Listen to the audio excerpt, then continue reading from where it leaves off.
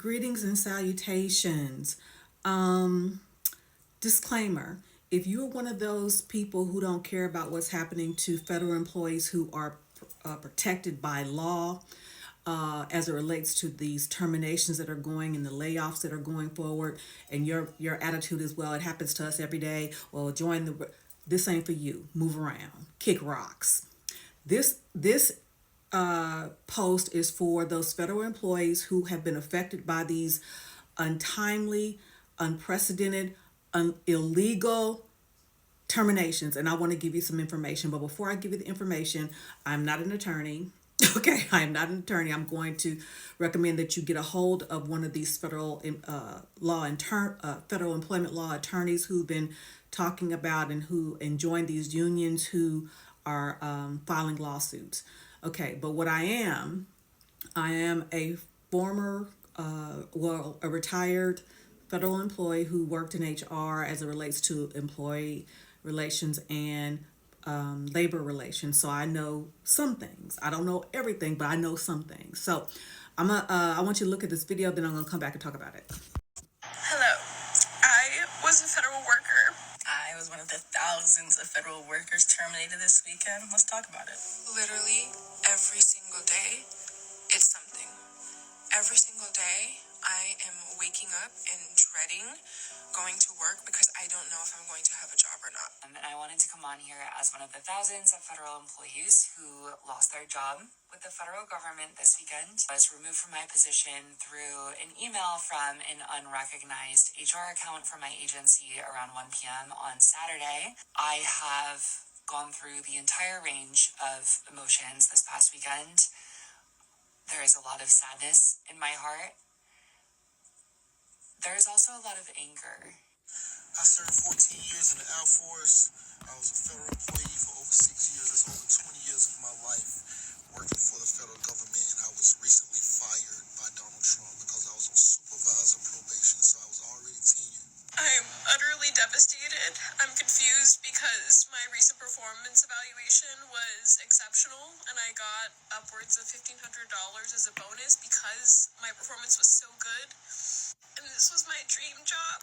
And it's just being taken away by an administration who doesn't care about science. It doesn't care about people who might be homeless with their dog now. Okay, so based on that, I want to offer you some information. I'm going to read to you from Title 5. It is Title 5, which is Administrative Personnel, Chapter 1, Office of Personnel Management, Part 315, Career and Career Conditional Employment, Subpart H, Probation on initial appointment to a competitive position. Now, subsection 315.805, termination of probationers for conditions arising before appointment.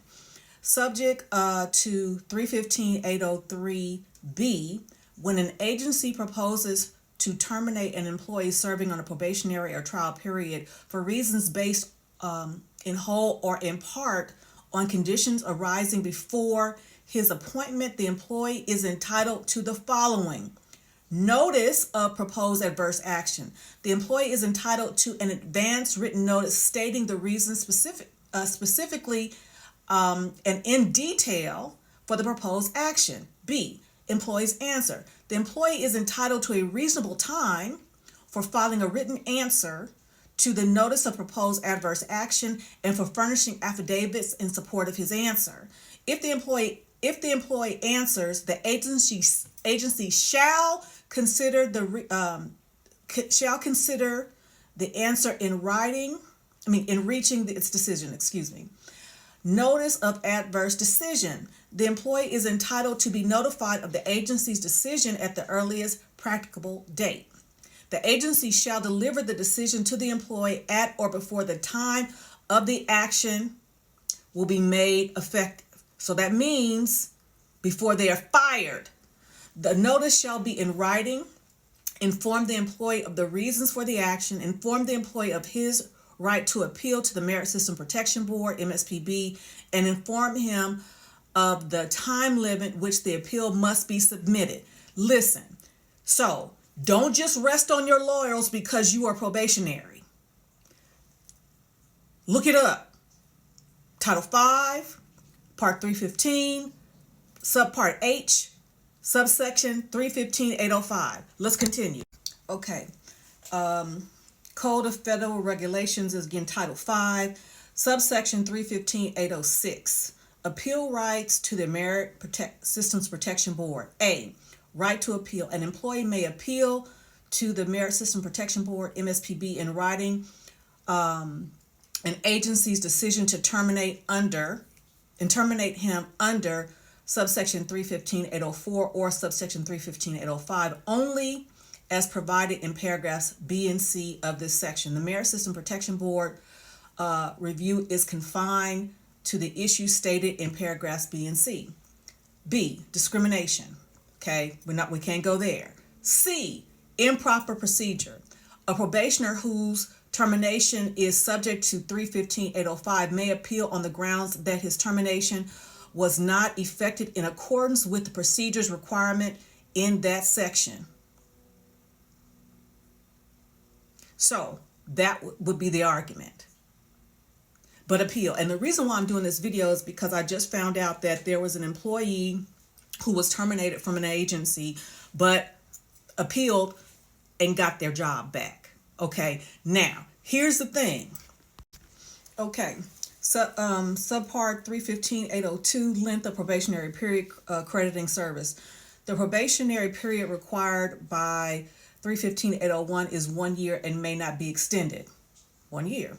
Prior federal civilian service, including non-appropriated fund service, counts toward the completion of probation when the prior service is the same agency, one, in the same line of work, okay, contains or followed by no more than a single break in service that does not exceed 30 days, okay. Here's another thing. Okay, going to 315.803. Agency action during probationary period. The agency shall utilize probationary period as fully as possible to determine the fitness of the employee and shall terminate his or her services during the probationary period if the employee fails to demonstrate fully his or her qualifications for continued employment. Termination of an individual serving probationary period must be taken in accordance with subpart D of part 715 of this chapter.